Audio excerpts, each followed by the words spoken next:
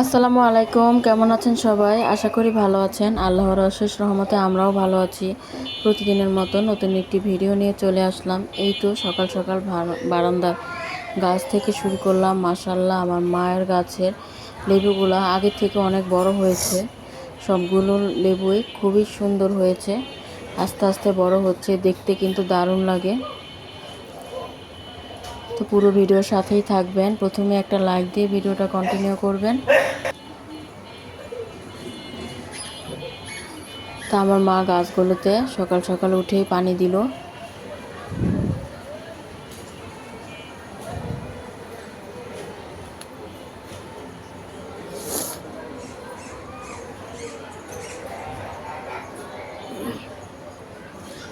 আর নয়নতারা গাছেও সাদা ফুল ফুটেছে। সবগুলো কালারই মাশাআল্লাহ খুবই সুন্দর। মিষ্টি কালারের ফুলটা তো খুবই ভালো লাগে। আর এই যে বিলাতি ধনিয়া পাতা, এগুলোও মাশাআল্লাহ খুবই সুন্দর হয়েছে। আর পুদিনা পাতার কথা কি বলবো, এগুলো তো দারুণ লাগে দেখতে, কত সুন্দর হয়ে আছে।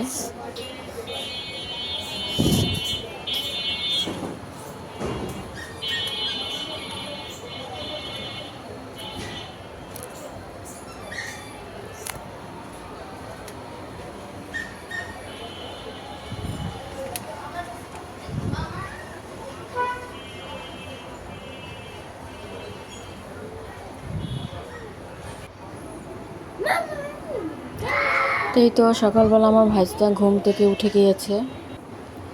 তো আমার মেয়ে ওকে নিয়ে খেলা করছে, আর এদিক দিয়ে হোটেল থেকে নাস্তা আনানো হয়েছে। তো আমার মা রান্নাঘরে এসে মাছ মাংস বের করে নিয়েছে। মাছ না, মুরগি, গরুর মাংস। আর গরুর দুধ ছেঁকে নিচ্ছে, তো গরুর দুধ দিয়ে চা বানানো হবে। তো এই তো গরুর মাংস। তো এখান থেকে গরুর মাংস অর্ধেকটা রান্না করা হবে আর অর্ধেকটা ভাজা মাংস করা হবে। তো আমার ভাই আমার হাতের ভাজা মাংসটা খুব পছন্দ করে, তো আমি আর কি ভাজা মাংসটা রান্না করে দিব, বানিয়ে দিব। তো ভাজা মাংসটা কয়েকদিন 3-4 দিন ধরে জাল করতে করতে ভাজা মাংসটা হয়, তবে খেতে খুবই ভালো লাগে। আর মুরগির রোস্ট করবে। তো আমার ভাইয়ের বউ রান্নাটা বসাবে, ও করবে। এখানে তো গরুর দুধটা রাতের বেলা গরম করে বাইরে রেখে দিয়েছিল, গরম ছিল। সকালে উঠে এখন চা বানাবো, আমার মা ছেঁকে দিল চা বানানোর জন্য। এরপরে দেখি চা পাতা, ভাগ্যিস ভালো যে চা পাতা এখনও দেইনি। তো চা পাতা চিনি দেওয়ার আগেই দেখি যে ছানা হয়ে গেছে, মানে হালকা হালকা নষ্ট হয়ে গেছে। এরপর জাল করে আমি ছানাটা ছেঁকে আলাদা করে রেখে দিলাম। আর এখন গুঁড়া দুধ দিয়ে চা বানাবো, তো লিকার জাল করে নিচ্ছি। আর আমার ভাইয়ের বউ বসে বসে পেঁয়াজ কেটে নিল আর মাংসগুলো কেটে নিচ্ছে।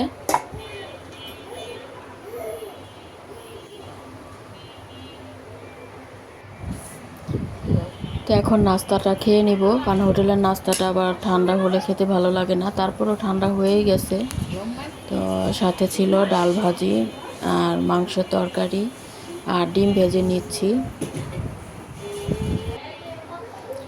তো আমি এদিক দিয়ে 2টা ডিম কাঁচামরিচ পেঁয়াজ দিয়ে গুলিয়ে ভেজে নিব।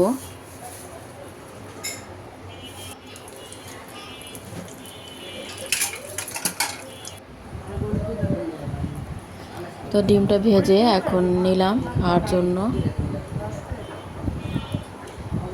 আর আমার ভাইস্তা বসে বসে কার্টুন দেখছে, তো ওকে নাস্তা আগেই খাইয়ে দিয়েছে। আর এই যে সেই ছানা, তো ছানাটা চিনি দিয়ে এখন সবাই মিলে একটু একটু করে খাবো। মাশাআল্লাহ খুব সুন্দর হয়েছে ছানা। আর তো নাস্তার পর এখন এখানে রোস্টের জন্য মশলা রেডি করছে আর মাংসটাও বসাবে।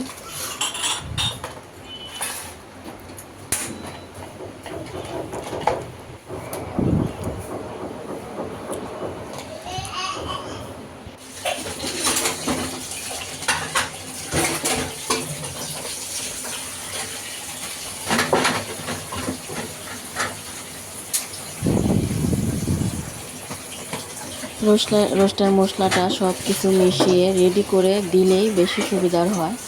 আর মাংসটা মানে সব ধরনের মশলা একসাথে করে টক দই বাদাম বাটা দিয়ে এরপর ভালোভাবে মিশিয়ে নিলে এটা দিলে বাটা মশলার মতো হয় আর কি।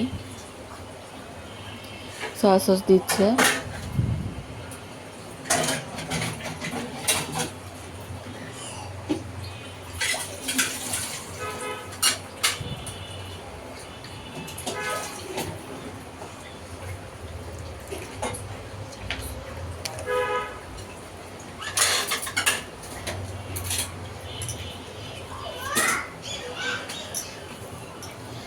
তো বেশি করে গুঁড়ো দুধ দিয়ে দিচ্ছে।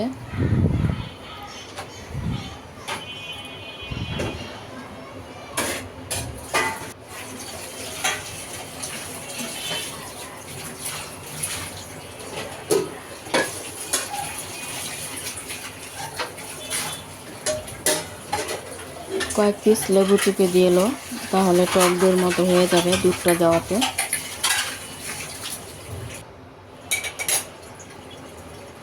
সব শেষে বাদাম বাটাটা দিয়ে দিল। তা আমরা এদিক দিয়ে আবার চাটা হয়ে গেছে, তো চাটা এখন খেয়ে নিচ্ছি। তো আমি একটু চা দিয়ে পরোটা ভিজিয়ে খাবো, কারণ হোটেলের পরোটা চা দিয়ে খেতে খুব ভালো লাগে।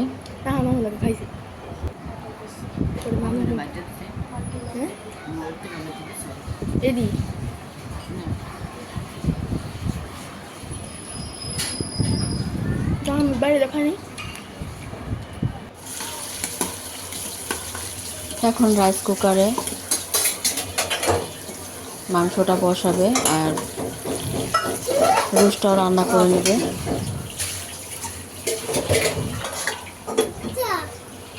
তো রোস্টটা রাইস কুকারে রান্না করবে আর প্রেশার কুকারে গরুর মাংসটা বসিয়ে দিচ্ছে। আর আমার ভাতটাকে জামা পরানো যায় না, ওর অনেক গরম, শরীর ঘেমেই থাকে সারাদিন, এজন্য খালি গায়ে রাখে। তো মাশাআল্লাহ সবাই বলে দিবেন। রোস্টের জন্য মুরগিটা এখানে লেবু আর লবণ মাখিয়ে এখন ভেজে নেবে।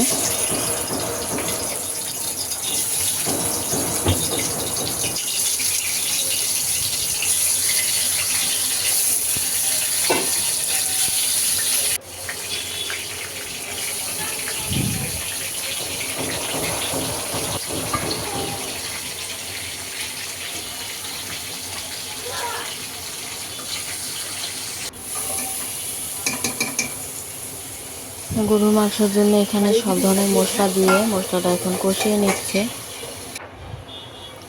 তো এরপর গরুর মাংসটাও দিয়ে দিল, আর এদিকে রোস্টের মশলাটাও কষিয়ে নিচ্ছে, যে মশলাটা রেডি করলো।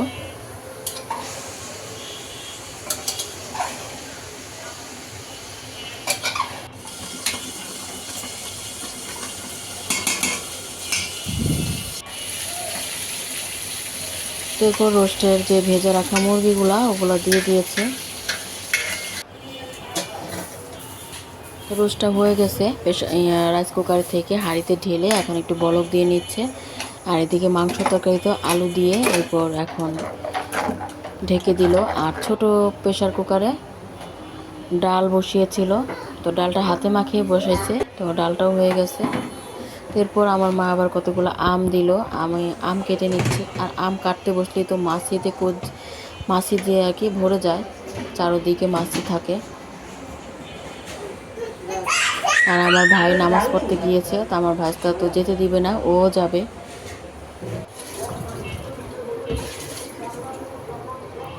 আর এই তো গরুর মাংসটা হয়ে গেছে, প্রেশার কুকার থেকে ঢেলে নিলাম। তো আমি পোলাওটা রান্না করব, তাই মাংসটা ঢেলে নিয়ে লবণ দেখছি আর জিরে ফাঁকি দিয়ে দিলাম, ভাজা জিরের গুঁড়ো।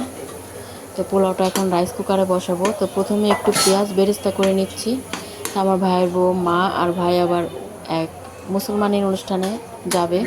তা আমি আমার ভাই বউকে বললাম যে তুমি যাও, রেডি হোগা, আমি পোলাওটা রান্না করি। তো তরকারিগুলো সব রান্না করেছে, তা এখন আমি পোলাওটা রান্না করে নেব। তো ওকে পাঠালাম রেডি হতে। আর এদিক দিয়ে যে ভাজা মাংসটা ওটাও বসালাম। তো ভাজা মাংসটায় সব ধরনের মশলা অল্প অল্প করে দিয়ে এরপর এখন বসিয়ে দিলাম। পেঁয়াজটা দিব না, এটা এভাবে করে 2-3 দিন জাল করলে ভাজা মাংসটা কালারটা যে কালো হয়ে যাবে, এরপর খেতে ভালো লাগবে। আর ঘ্রাণের জন্য একটু ঘিও দিব।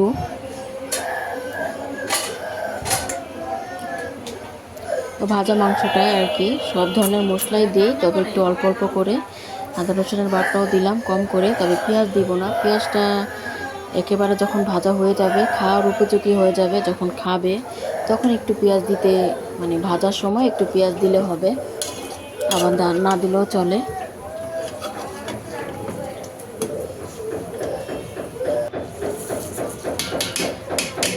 তো এদিকে বেরেস্তাটা উঠিয়ে রেখে আর একটু পেঁয়াজ দিয়ে ভেজে আদা রসুন দিয়ে কিছুক্ষণ আর কি নাড়াচাড়া করে এরপর ধুয়ে রাখা পোলার চালটা দিয়ে দিলাম। তো পোলার চালটা এখন ভেজে নেব।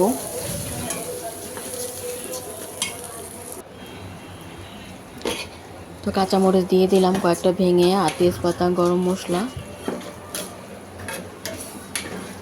গরম পানি কড়াই আছে, এরপর ভেজে মানে কিছুক্ষণ ভেজে এরপর গরম পানি দিয়ে দিব।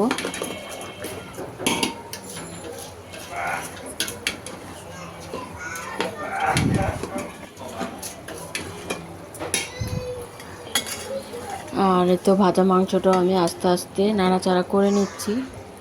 একটু পানি দিব সিদ্ধ হওয়ার জন্য। পানিটা শুকিয়ে গেলে এরপর আস্তে আস্তে ভাজা ভাজা 2-3 দিন ভরে আর কি জাল করতে করতে সুন্দর একটা ভাজা মাংস হয়ে যাবে। এই ভাজা মাংসটা না খেলে মনেই হয় না যে কুরবানির মাংস খেলাম। কুরবানির মাংস, ভাজা মাংস খেলেই মনে হয় যে কুরবানির মাংস খেলাম। এটা অন্যরকম একটা টেস্ট।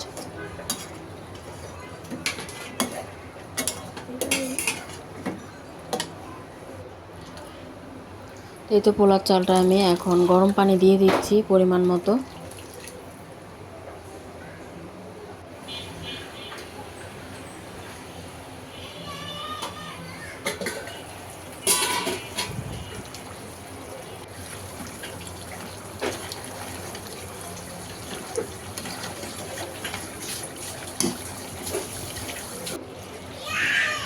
আর পোলাওতে আমি গুঁড়ো দুধ দিয়ে দিলাম।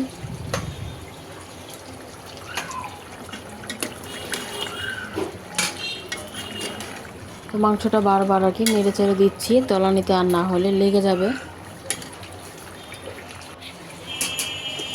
তো টেস্টের জন্য অল্প একটু চিনি ছিটিয়ে দিলাম।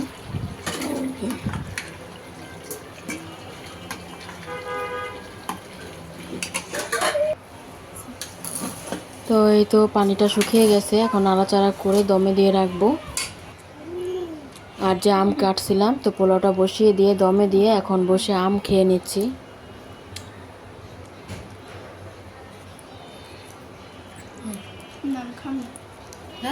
আমার মেয়ে আবার বসে বসে আমার ভাইস্তাকে ফিটার খাওয়াচ্ছে।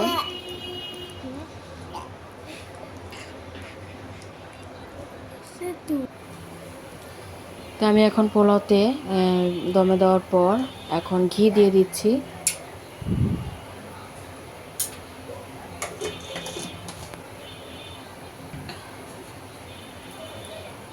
আর পেঁয়াজ বেরেস্তা। তো ঘি আর পেঁয়াজ বেরেস্তা দেওয়ার পর আরেকটু ঢেকে দিয়েছিলাম, এখন আবার নাড়াচাড়া করে নিচ্ছি। মাশাআল্লাহ পোলাওটা খুবই ঝরঝরা হয়েছে, সুন্দর হয়েছে, আর পোলাওটাও হয়ে গেছে। তো সুইচটা আমি অফ করে রাখলাম।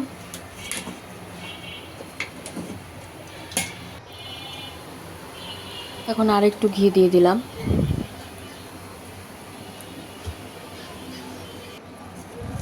এদিকে মাংসটা সিদ্ধ হওয়ার জন্য অল্প একটু পানি দিয়ে দিয়েছি। তো পানিটা পুরোপুরি শুকিয়ে ফেলবো, এরপর আস্তে আস্তে ভাজা ভাজা করে নেব।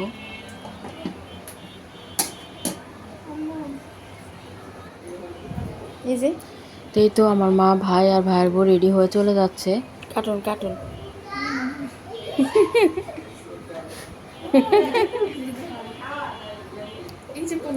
এই যে পুলো।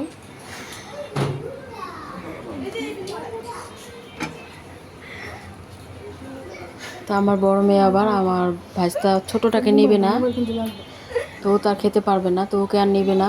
তো ওর জন্য একটু পোলাও আর মাংস নিয়ে নিচ্ছে খাওয়ার জন্য, ওকে বসায় বসায় খাওয়াবে। আর এদিকে এই তো মাংসটা আমার হচ্ছে। তো মাংসটা এখানেই শেষ না, আরও হবে, আরও অনেক ভাজা ভাজা করতে করতে এরপর ভাজা মাংসটা হবে। তো এরপর গোসল করে এখন ওর বাবা আসলো, ওর বাবাকেও খেতে দিলাম। ও বাবা খেয়ে নিয়েছে, আমরাও খেয়ে নিচ্ছি। এখন আমার 2 মেয়ে আমি খেয়ে নিচ্ছি। তো আমরা খেতে খেতে আবার আমার মারা দাওয়াত খেয়ে চলেও আসছে।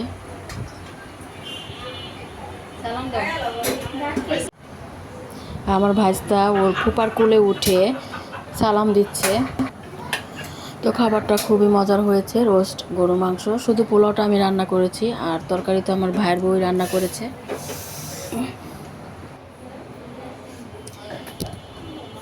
এরপর খাওয়া দাওয়ার পর আমরা শুয়েছিলাম, ঘুম থেকে উঠলাম, একটা ঘুম দিলাম আজকে। তো ঘুম বলতে তেমন ঘুম না, তবে বিকেলবেলা শুয়ে রয়েছিলাম। তো এর মধ্যে বৃষ্টি আসলো, অনেক বৃষ্টি হয়েছে। তো সন্ধ্যার আর কি মাগরিব আজান দিবে, এরপরে এই টাইমে আমার মামা আসছে, মামি আসছে, মামাতো ভাই, মামাতো ভাইয়ের বউ, মামাতো ভাইয়ের মেয়েরা আমার মার সাথে দেখা করতে আসছে। আর আমার মামা তো অনেক লিচু আম নিয়ে আসছে। আমার ভাইয়ের বউ আবার বসে বসে আমাদের ঘরে যে ফল ছিল ওগুলো কাটছে আর আম কেটে নিচ্ছে। আমার বোনও সাথে সাথে রেডি করে দিচ্ছে আম, লিচু, মালটা, আঙুর, আপেল।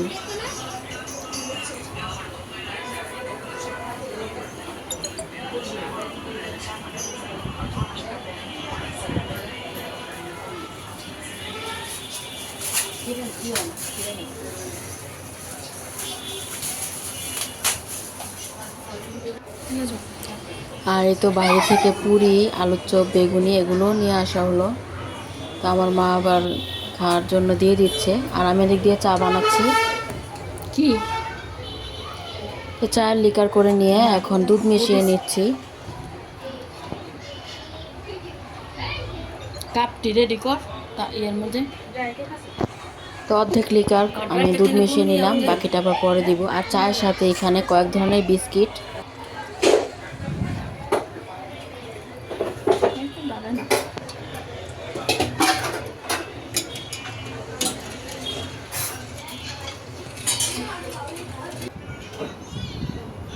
তারপর আমরাও এই তো ফল খেয়ে নিচ্ছি। মেহমানদের তো দিয়ে দিলাম নাস্তা। আপনার কি খাও?